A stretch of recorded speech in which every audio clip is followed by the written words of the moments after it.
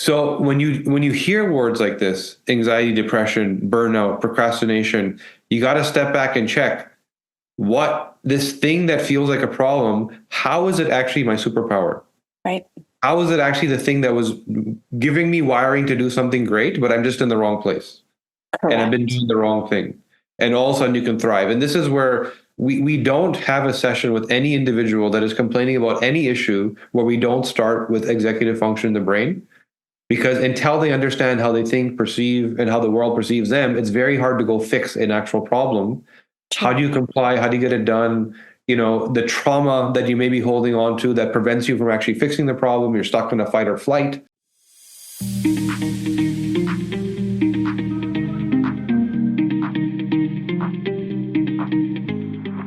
Good morning and welcome to the Fusionary Health Podcast.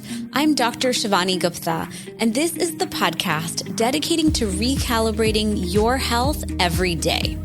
My goal is to help you wake up each day energized by addressing root causes and giving you new approaches to preventive health. The more we know about integrative health, the more empowered we are in building the vibrant health we want. Hello and welcome to the Fusionary Health Podcast. I have a very special guest in store for you, Kashif Khan, who is a researcher. He's an entrepreneur. He has created an incredible DNA test that I have taken that we're going to go over today, because understanding ourselves at a deeper level is one of our best ways to step forward with our health and really get the answers we want. Because like he wrote about in his book, I have his book right here, The DNA Way. He talks about how oftentimes with health, it's like a game of whack-a-mole, and we're trying to figure out what to do, where to do it. I have so many people who finally get to me as an Ayurvedic practitioner, and they're like, I am so confused, and I'm surviving on ice, water, and air, and I'm just hungry and tired. And so, Kashif, welcome to the podcast. A pleasure. Good to be here with you. Yeah, thank you. So I have a quote here from your book I'm going to start us off with. It says, hormones get no respect. We think of them as the elusive chemicals that just make us a bit moody. But these magic little molecules do so much more. And the quote here is from Susanna Callahan, author of Brain on Fire. So let's kick off with your background and what you've been up to when it comes to this world of DNA and why it's so important for us to understand our genes and our health at such a deep level as we step forward. Sure. So, I came to this world, the DNA world, from having to solve my own problems. So I don't actually have a research background, a science background, a clinician background. I now teach clinicians, work with researchers, and, do the science, self-taught because I was so sick. And I find that, a lot of the great sort of functional medicine stories, even the work that you're doing and helping people and guiding people, comes from, needing to support yourself and your family and being failed by medicine. And that's what happened to me, is I had multiple chronic conditions at the age of 38. I'm now 43, by the way. Didn't make any sense. All of a sudden, why? All these multiple things all at the same time, from autoimmunity to skin issues, to gut issues, to migraines, to mood and behavior, mental health type issues. And the answer I couldn't get was, what did I do wrong? Yeah. Like, what did I eat? What did I breathe? What did I do to myself? What caused this? And it was the first time I learned and experienced that that's not what happens at the doctor. What happens at the doctor is, what is this thing called and what pill are you supposed to take? And I didn't know because I'd never been sick. So I thought, this makes no sense. So I started to investigate myself, found people like yourself that had amazing knowledge in various areas, from homeopathy to naturopathy to acupuncture to everything, and started to learn how my body actually works. Nice. And the thing that really set it off alarm bell was when I actually first ran my own genetics to figure out what's going on. It didn't work. It sucked. Like, the experience didn't offer any input. And I was like, how is it possible that this human instruction manual inside my body had nothing to tell me and I'm sick? Right. So I started to spend some time there and found that even genomics was being pushed down the pharmaco type of world of disease plus medicine is the answer. Sure. And so I spent some time there, and that was the big red flag aha moment of, there were certain genes missing from my genome that weren't being interpreted properly, that needed more sort of functional thinking around them. and they were the root cause of my health issues.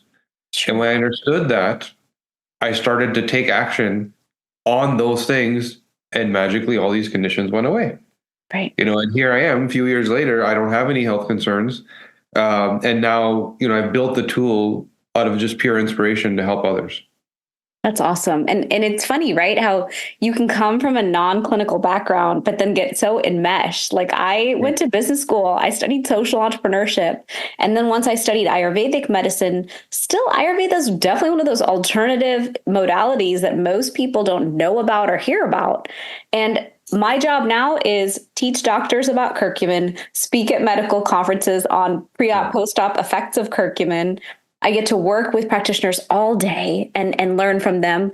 I have a whole team out of Clemson University, and we're pushing the science around genes and curcumin and why are their interactions the way they are. So it usually is our own health struggle that leads us into just having to do this work and having to share it with the world because we can't understand how the world doesn't get it, that these tools work. So will you dive into when it comes to a DNA test, why it's so important to do it? Because I know that in my world of functional medicine, I go to so many different practitioners. I've been to many over the years, and we do lots of testing. We do deeper blood work. We do hormone testing. We do stool testing, of course, to understand the microbiome better. And now many of them are reaching into DNA testing. But what I'm finding is they still need to study and understand how to interpret these results and how to support us with these results.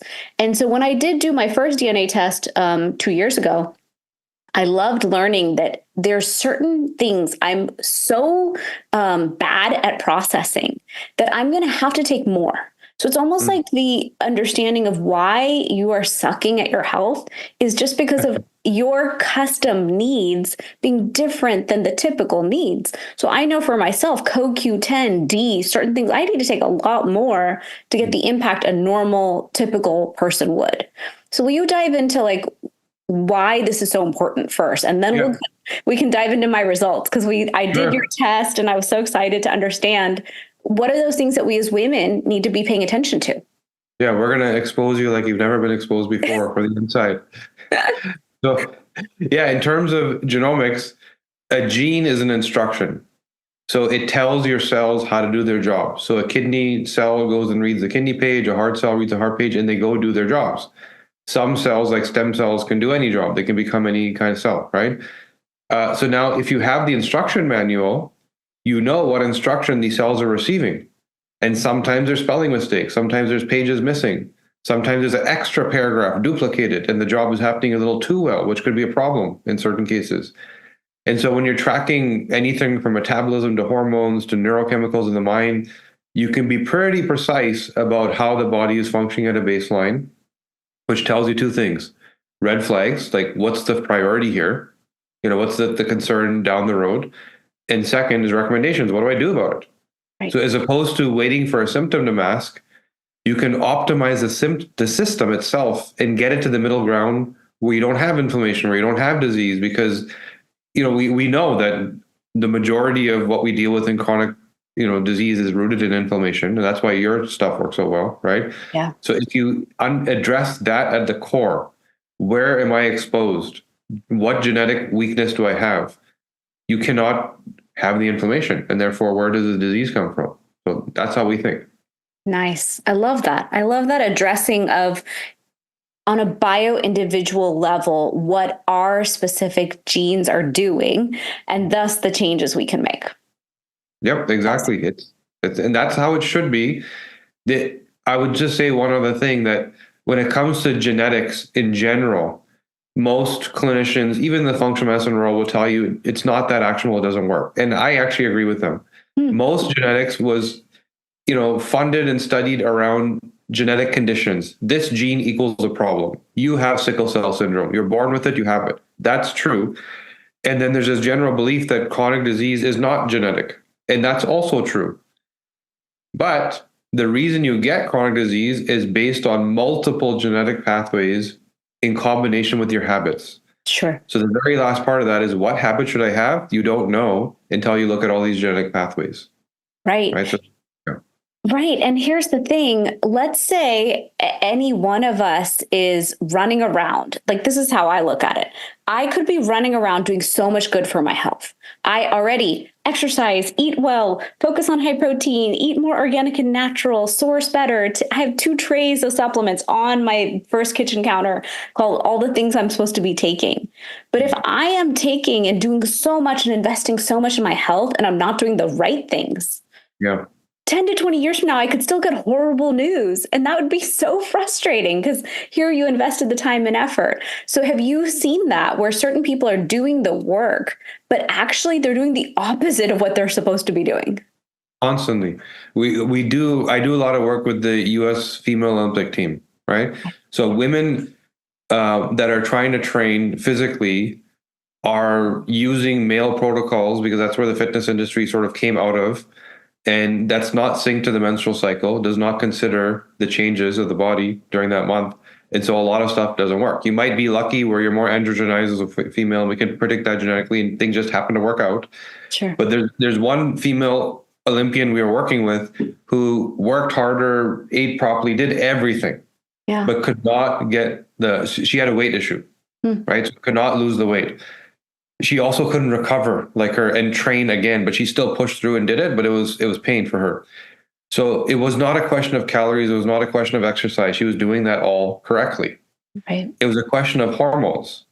She made far too much estrogen. Wow. Right. And her detox pathways weren't the best.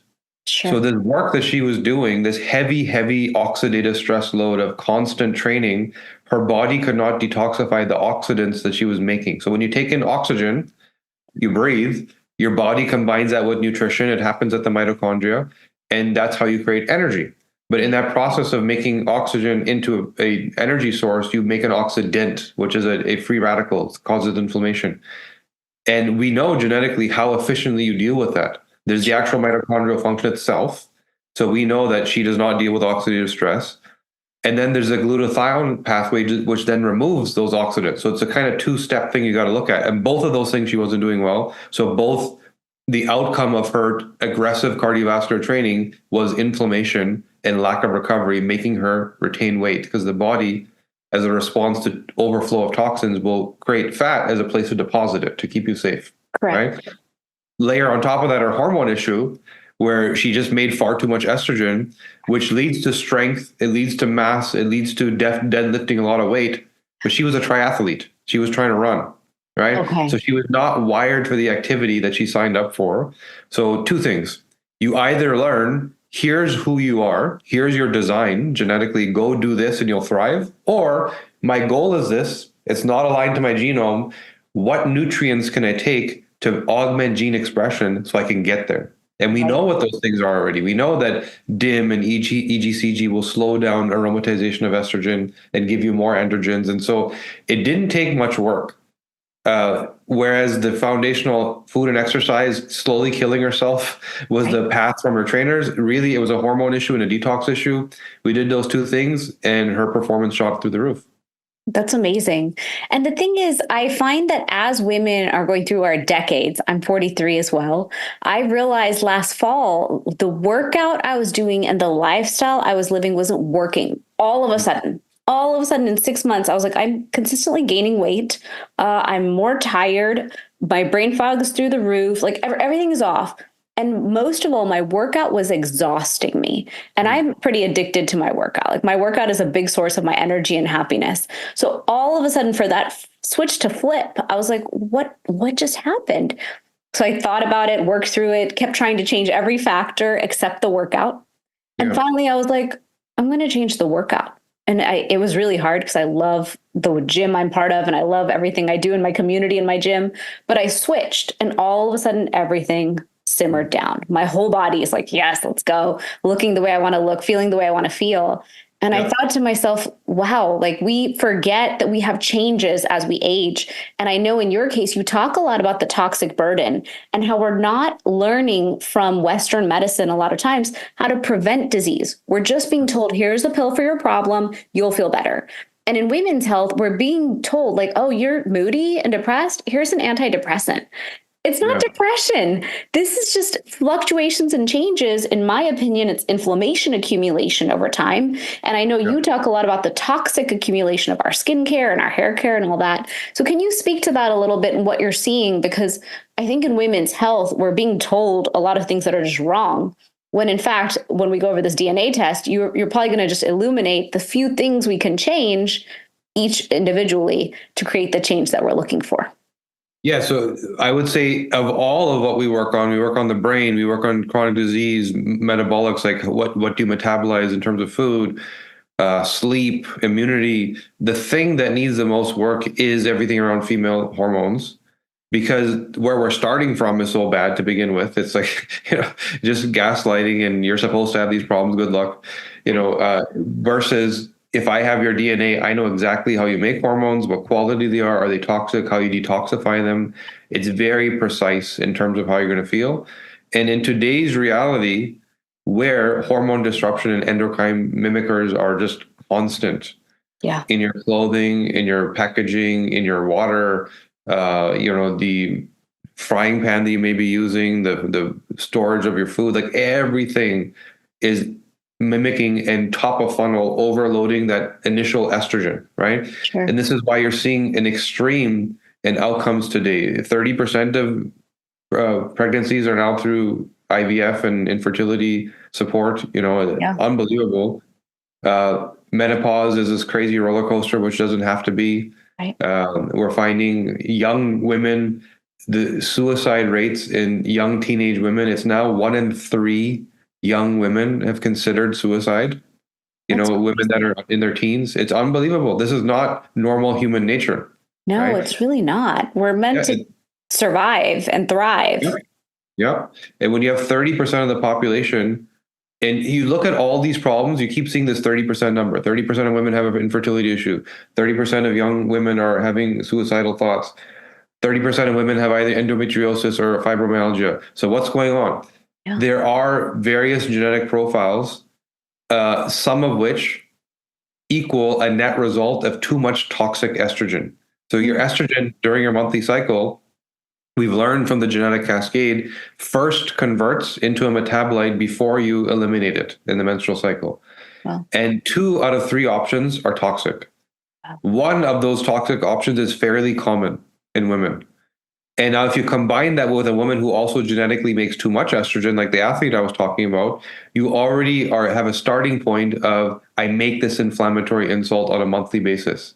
Right. Now, that wasn't a problem in our cave woman ancestor times. Right.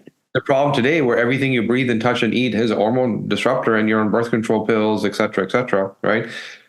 So the personalization around what is actually a threat, what do I need to worry about, especially as you get into menopause and you start thinking about hormone treatment.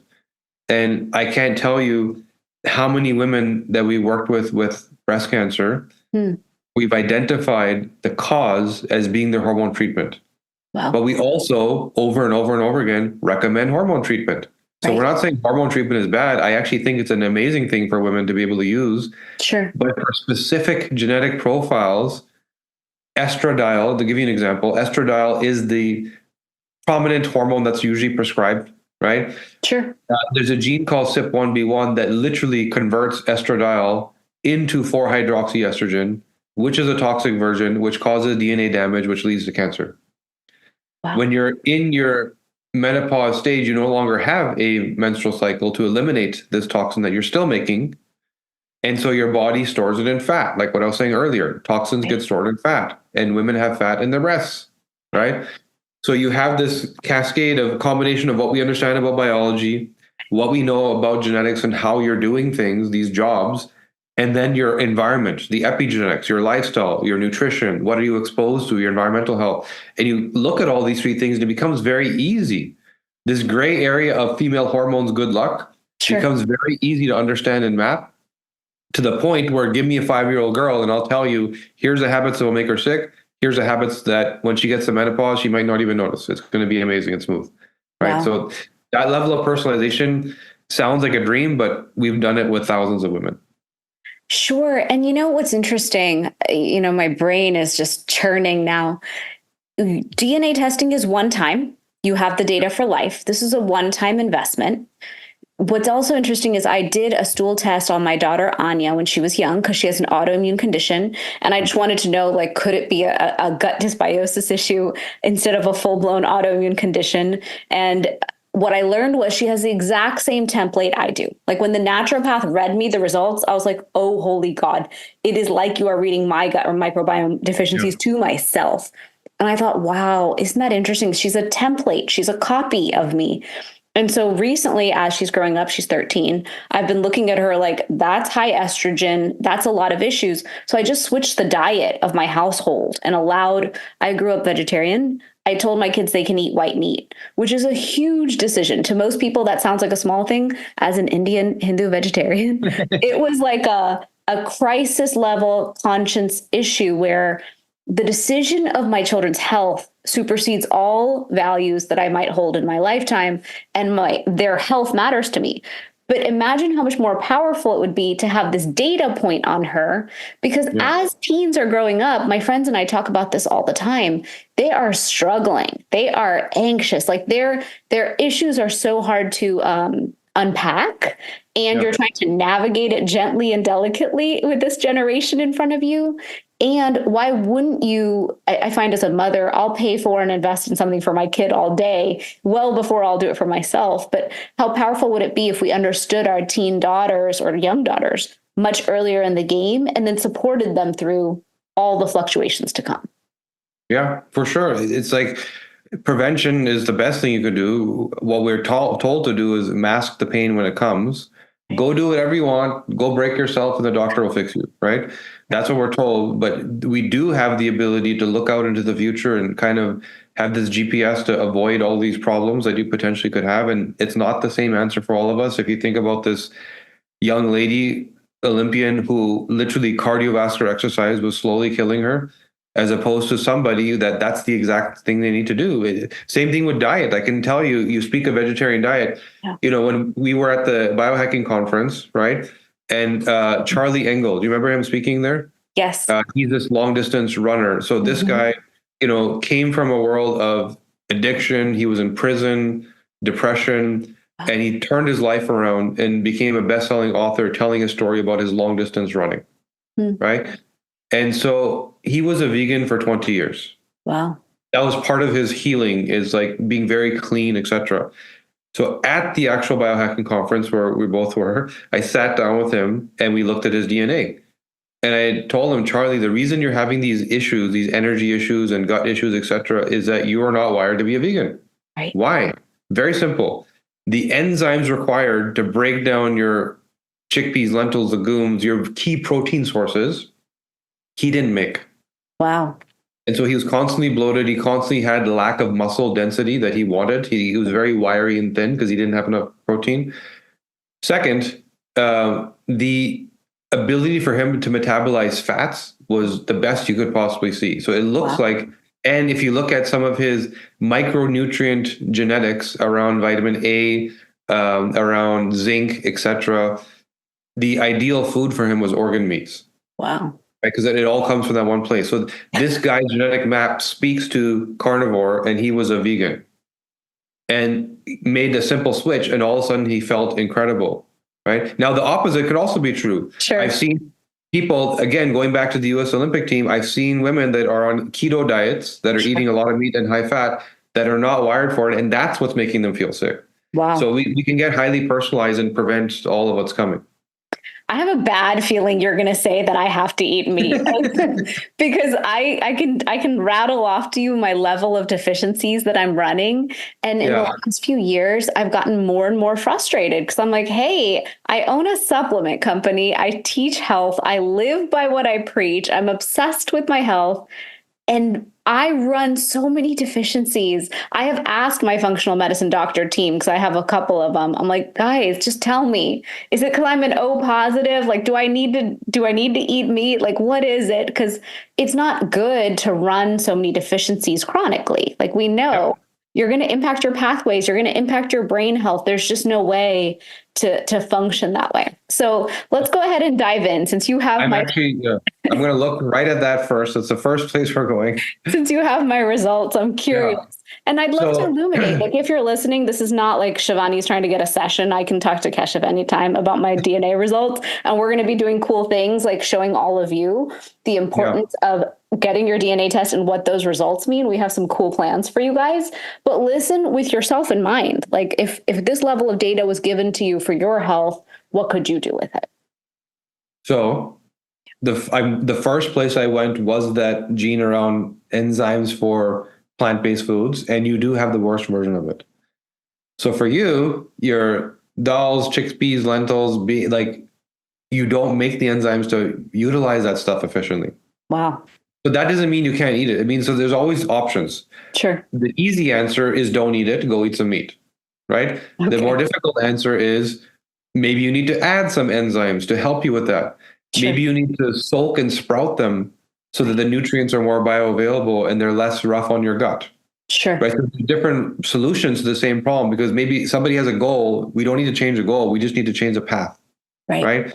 Now, if I look at a couple other areas here, your ability to convert fat into fuel is optimal, but your starch metabolism is horrible. You have a great insulin response. TCF7L2 is a gene that drives insulin response.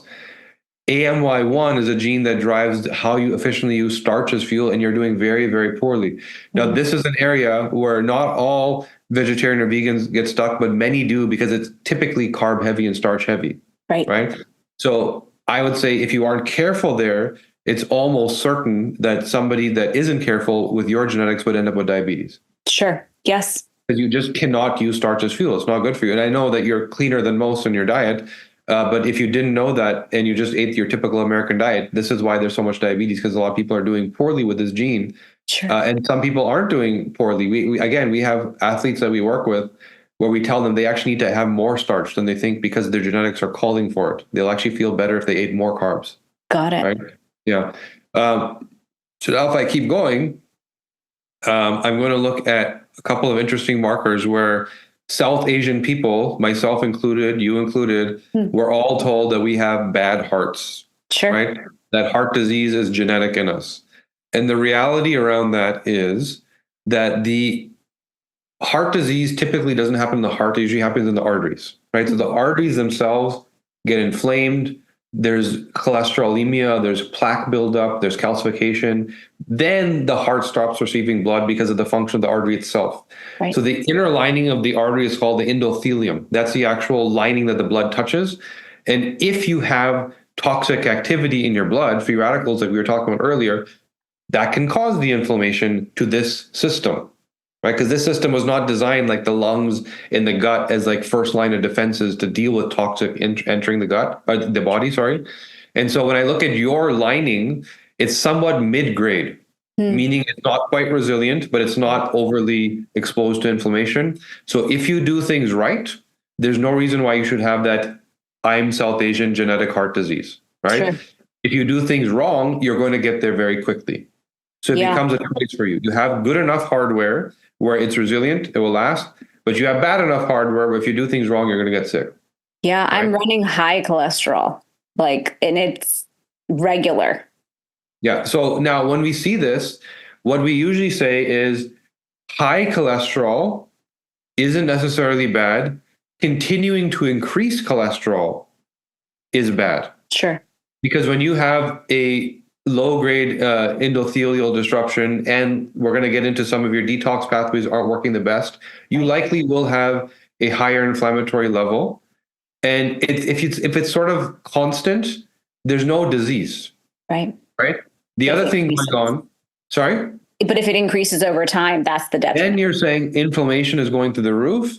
My body is deploying more cholesterol to try and fix something. I have to figure out what's going wrong. Right. So this a big reason why I say this for you, and we don't say the same answer to everybody. There's some people where when we see inflammation, immediately we say there's a problem. In your case, it's not a problem yet. Right. Why do I say that? The process by which your body actually utilizes the cholesterol is it is deployed to the location of inflammation.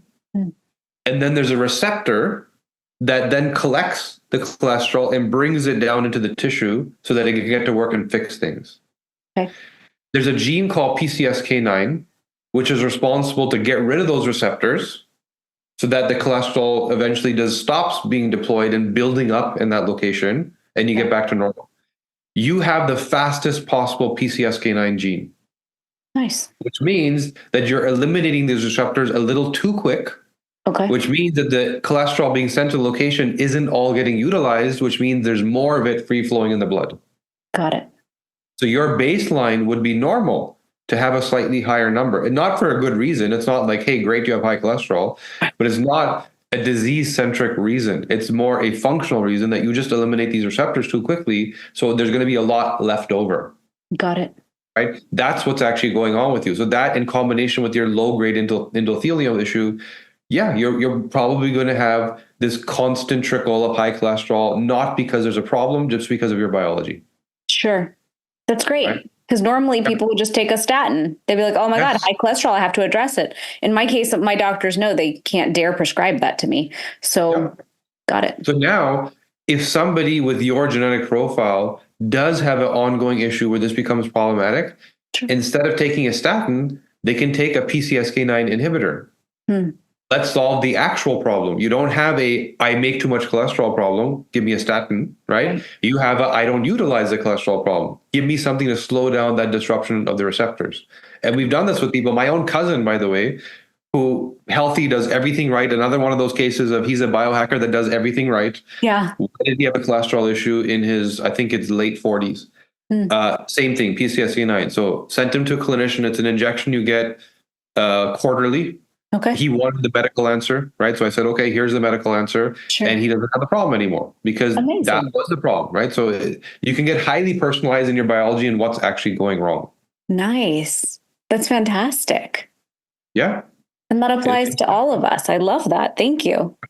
Yeah. Now if I keep going, there's more. Okay. Go ahead. I'm going to jump over to some of your neurochemical genetics. Sure. And we're going to talk about why you're a borderline psychopath. And I'm always curious. Like I want to know health down to like the micromillimeter. I think it's all fascinating. Sometimes my doctors look at me and they're like, you know a little too much about your health. I'm like, I know. I have to like forget it just to function and be happy. I just try to live. I write myself out prescription plans and I live by them. But this stuff I love. It's like fascinating. I can tell you what's driving that behavior is the way you experience dopamine. So that reward-seeking, pleasure-seeking chemical, for you, it's both. You're getting pleasure from this and you're also getting reward, a sense of accomplishment, right? Within what you just described. Yeah. So the way you experience dopamine is the receptors in your brain, just like the cholesterol receptors, very, very dense. So the intensity level at which you feel pleasure and reward is very high, which speaks to you'll only do what you're actually interested in. Because it's so easy for you to experience pleasure and reward that you're not necessarily pursuing it in other things, right?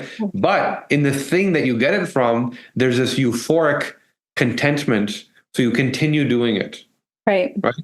Tell you about a Netflix show that you don't care about, it's like, naysayer, I don't give a damn, like leave me alone, right? Sure. Give you the one that you like, binging, right? So that's where you're at with dopamine. It's a very binary yes or no. I love it or I don't care. Now, the challenge is in between this sort of bouts of pleasure and reward, the clearance, and why did I use the word psychopath? There's a gene variant that we find amongst serial killers. Oh, God. And you have it. Oh, God. Yeah. And that's crazy. Guys, the podcast went in a totally different direction than what I expected. Yeah, she's got to go lock her basement for a second and come back. Keep going. I'm so curious now. So the MAO gene, after you're done experiencing the intensity of the pleasure, you have to get rid of the dopamine to come back to normal and do your daily. The MAO gene, you have the ultra rapid version. Okay. Which means that while the thing is happening, it's already being removed. Okay. Which means that I experience this high level of intensity, this euphoria. Wow, I love this. And it's gone. I need another one. I need another one. Give me more. Give me more. Give me more. And this is why you go down these rabbit holes and you can't stop, Yeah. right? Because there's no satisfaction. It's you felt it. Wow, this felt great, and then it's gone. Wow, this felt great, and then it's gone. Because the clearance is so quick. And now, based on the context, put this in what you're doing, it leads to incredible outcomes. I'm going to learn, and I'm going to be amazing. Put this in the context of family and relationships where I get no satisfaction. Everything I hear is bad. It could lead to mood and behavior issues like becoming a serial killer, right? So context is key. Luckily, you ended up in the right place at the right time. Yes. We're not seeing you on the evening news. Instead, we're seeing you on this podcast doing great things. Yeah, no, it's an interesting insight. Like I'm kind of obsessive. Like when I'm into something, I'm so into it. I actually don't share most of what I get so into things, people would think I'm crazy. Like the books behind me, like I just want to study and learn all the time. And you're right. Like my main job is to be on podcasts as the guest. And I get such a high from doing what I do. And then that crash after, I literally get in my bed and have tea. Cause I'm like, the levels of up and down are pretty significant, but I'm so obsessed with health that I can self-moderate constantly. I'm like, it's okay. This is relaxation. It's okay. This is chill time. So yeah, that's a cool insight to have. And this is when you hear words like anxiety, depression, right? They are tied to somebody who has your profile, but didn't learn how to use it as a tool. Didn't understand that this is a God-given gift to make you do great things. But somebody wasn't taught, here's what you go, or wasn't given the freedom, like go be an accountant and go do this. Like my parents wanted me to be an accountant. You would have struggled and had a horrible life, right? Yeah. So you need to do what you're doing, which is constantly seeking reward, constantly learning, constantly developing. Give me the next hit, give me the next challenge, right? So when you hear words like this, anxiety, depression, burnout, procrastination, you got to step back and check what this thing that feels like a problem, how is it actually my superpower? Right. How is it actually the thing that was giving me wiring to do something great, but I'm just in the wrong place? Correct. And I've been doing the wrong thing. And all of a sudden you can thrive. And this is where we don't have a session with any individual that is complaining about any issue where we don't start with executive function in the brain. Because until they understand how they think, perceive, and how the world perceives them, it's very hard to go fix an actual problem. How do you comply? How do you get it done?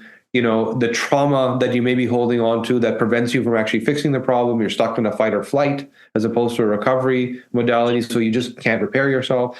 So we have to deal with this first. So now if I continue with your brain, your wonderful brain, your serotonin is also dysregulated, which speaks even more to what we were describing. So serotonin is this mood regulating neurochemical. It's how your brain deals with incoming stimulus. And the way your brain does it is you're noticing a little too much.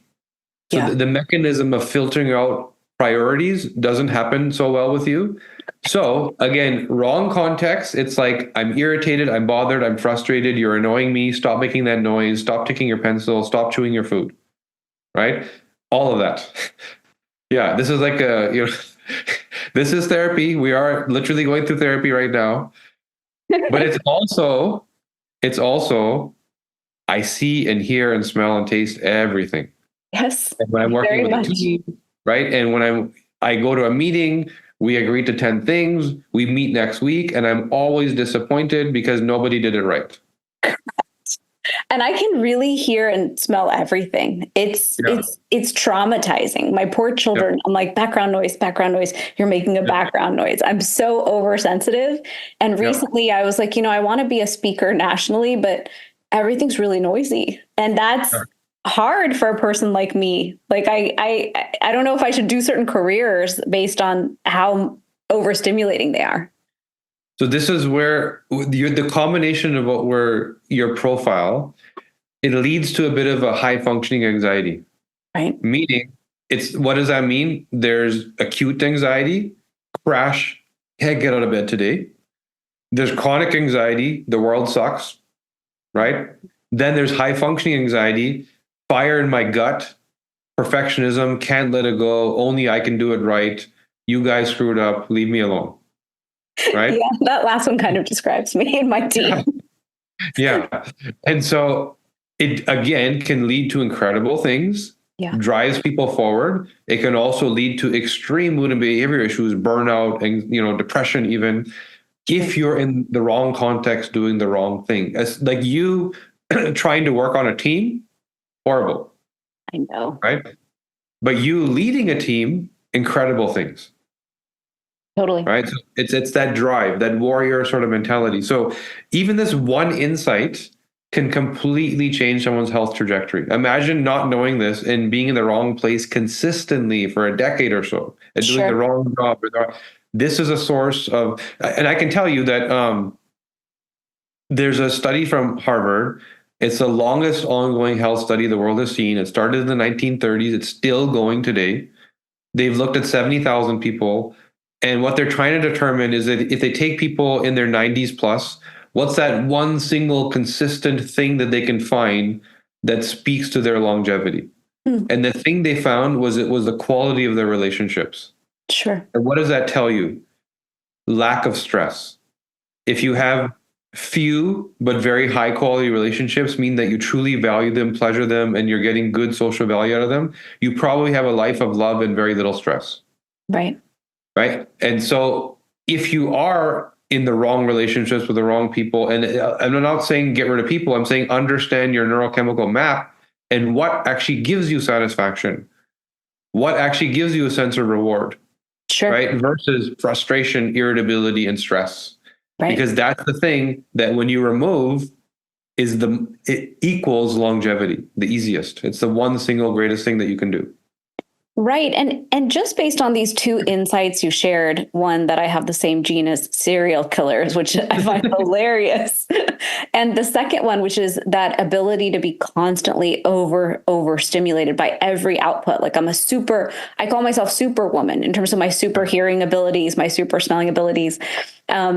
When it comes to those even texture is an issue to me. And my little kid is like that. That's when I realized that she won't touch shaving cream in certain textures. And if I touch honey or something sticky, I'm like probably grossed out more than most people. Those insights can be very powerful because you can align your life around it. Like I love silence. I love peace. So I'm not one of those people who ever has the TV on in the house, no radio. Like I just prefer non-stimulation. And that is my recovery. So I specifically build in a lot of recovery into my day and into my life because I know I need it. Like again, my whole job is podcasts. Every hour in between podcasts, I usually have to just shut down, relax so that I can enjoy this journey again. Yep. So imagine what it could mean for your health. Because if you are functioning with what you're talking about, high functioning anxiety, I know what you mean because I am quite a perfectionist. You need to build in your recovery or you will burn out.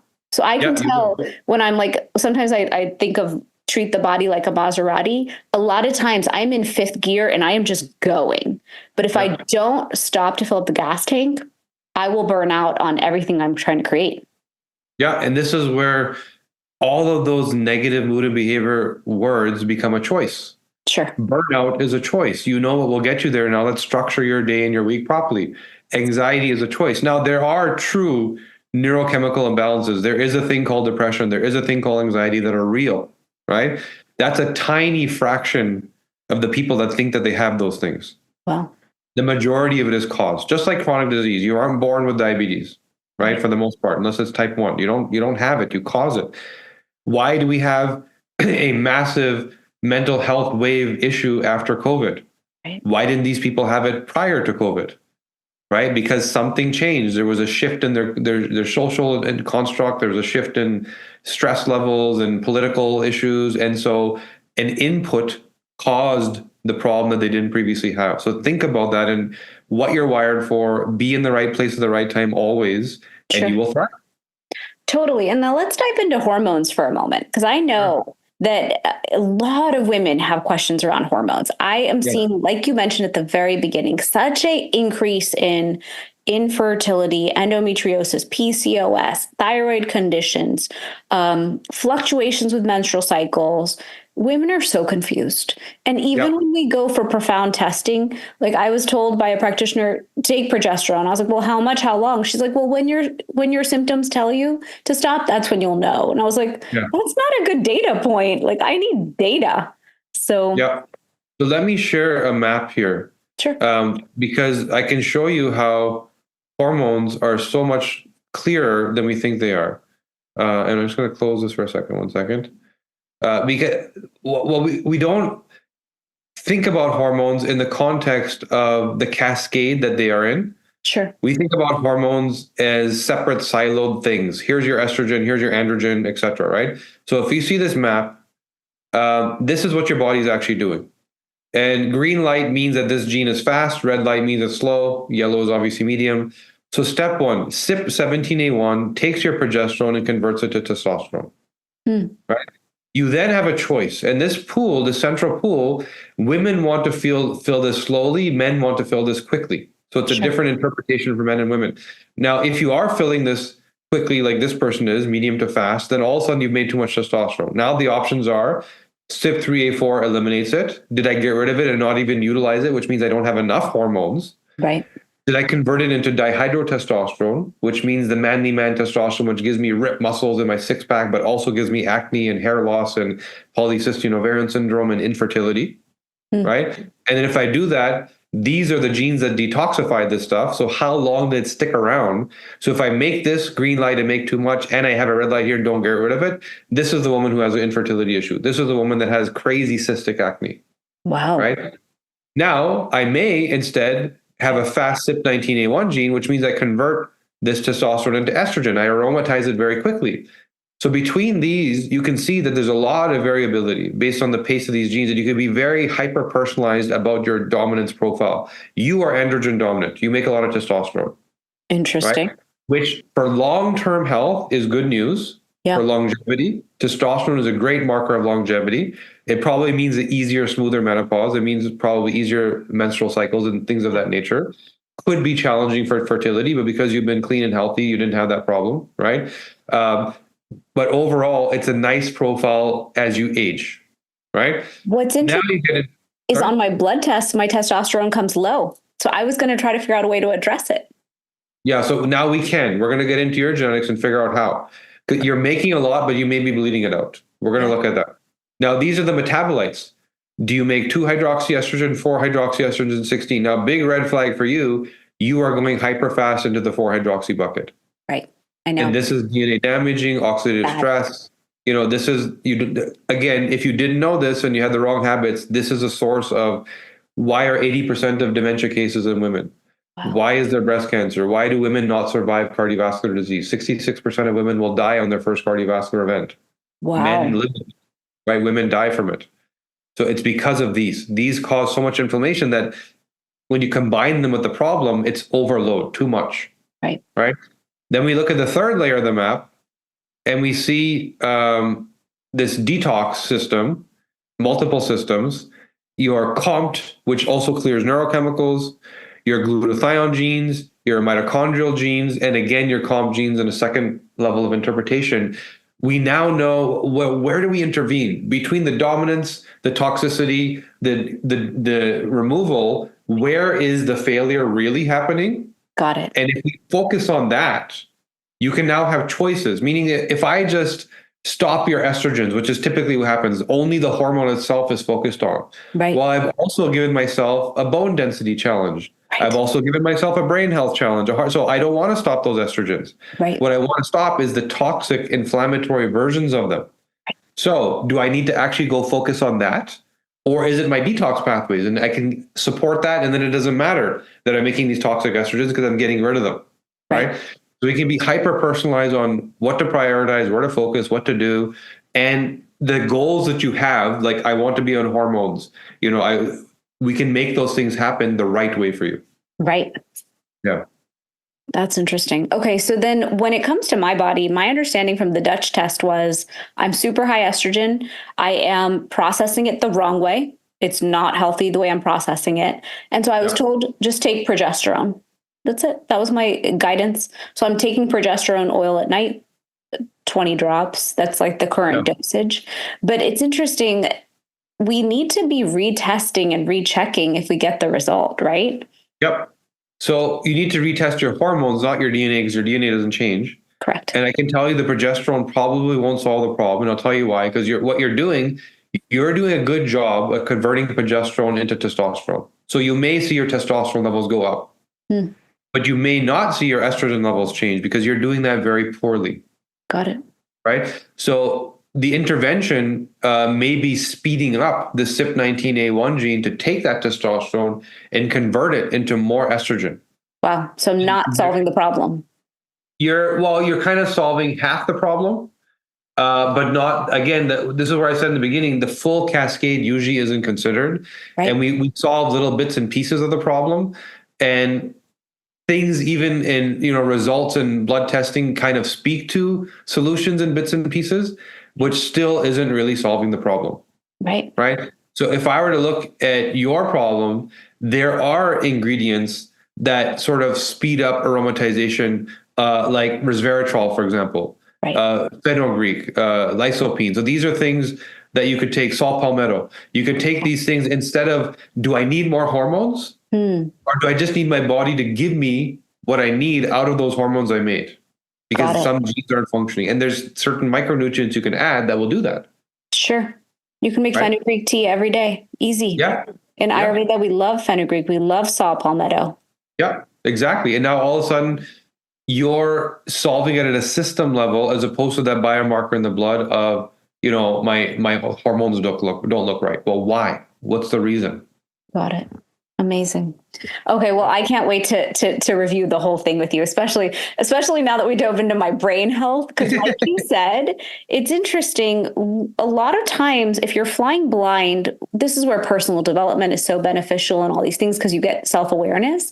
But to understand it truly at your own genetic level can help you understand yourself, and then you build the toolkit around it. Like knowing that I'm so hypersensitive to sound, I've just built my life around that. I've changed things. I travel with earplugs. Like it can be that simple that you're planning ahead. When it comes to DNA testing, because I know we can't talk forever. I'd love to talk to you for like 3 hours, Kashif, about all these things because I learned so much when I talked to you. When it comes to DNA testing, many of us who don't love our data like sold and out there are worried about our data. So will you share why your DNA test is different, which is why I decided to work with you? Well, first of all, you should be worried because the one challenge with DNA is unlike any other lab work, blood work, your DNA doesn't change. Right. And so the business is not that good because it's like one time and we're done, unlike blood work where you keep going. And so all of the genetic testing companies became data selling companies so that they had a way to make money. And the challenge there is that when you receive a DNA test, you're signing all these consents for your data to be sold. And that's the normal industry. So I recognized an opportunity there, first of all, to fulfill the promise of never selling data. In fact, anonymizing it, aggregating, our staff doesn't even know who you are. But more importantly, because they were building tests around data selling, they weren't even collecting the information that you actually need. They were collecting the information that the pharma companies want to buy, which is mass collection of data. There's 22,000 genes. There's only 100 of them that are functional. Wow. Right. So when you talk about hormones, detox, et cetera, it's less than 100 genes. So if you take 20,000 genes and go test for them, the accuracy goes way down. Technology is not where people think it is. And you have all this noise that you have to filter through that doesn't really help you. Right. So instead, we built a test that if I went and knocked on pharma companies' doors, they don't even want to buy it because we're not collecting the mass data. Right.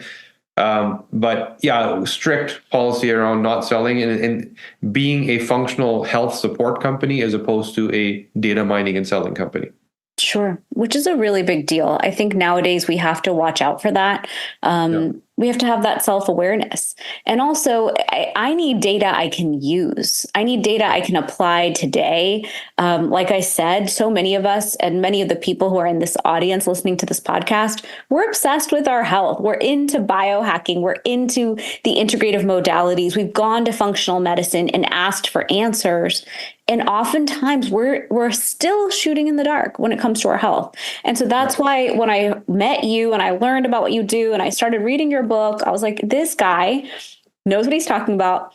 And he can help give me some illuminating answers that help support what I'm trying to figure out. Because what's the point of wasting so much time and money on supplements and foods and diets and biohacking tools? Like, I want to build a biohacking suite in my house, but I have to intuitively understand, like, for me, I know cold plunging is not my thing. But wouldn't it be cool if we were flying with more data as to why and what we should do to get the results and detox and support we need? Exactly. Data first. If you know what to do, you get rid of the trial and error. There's no more one size fits all. There's no more struggling for years trying to figure it out. Day one, here's my plan to wellness, and it's going to work because my DNA doesn't lie. It's who I am. Right. And if you start there, the ease and the pleasure and the outcome, it's just, you're going to want to continue. For sure. Right? For sure. So will you share where everyone can find you and where they can get a hold of your test and work with you? Sure. So if you want to work with me, go to my personal website, which is KashKhan, KHAN official.com. You can buy the test there. You can send me a note or email if you'd like. Find me on Instagram, the exact same thing, Kash Khan Official, KASHKHAN official.com.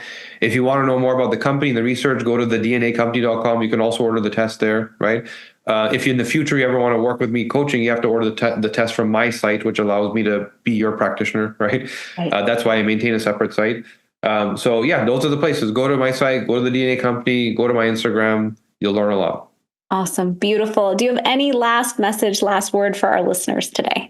No, I mean, what you're doing is exactly what people need to be doing. And Ayurveda to me is a mirror image of DNA. It's like mapping your body, right?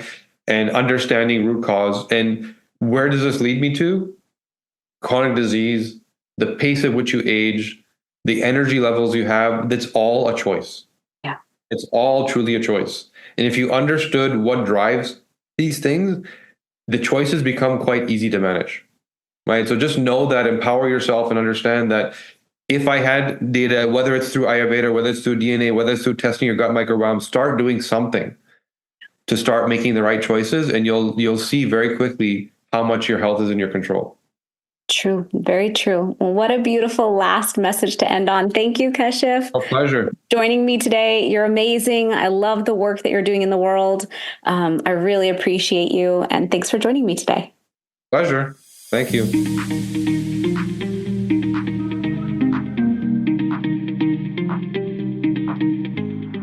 Thanks for joining me for this episode. Check out our sponsor, Fusionary Formulas, the potent turmeric supplement used by doctors around the U.S. for patients with pain and inflammation. www.fusionaryformulas.com. I'm your host, Dr. Shivani Gupta. For more, visit shivanigupta.com. Subscribe to this podcast in Spotify or Apple Podcasts. Click the follow button or subscribe in any of the apps that you use. That's all I've got for you on the Fusionary Health podcast this week. You have the power to transform your health and achieve vibrant health starting today.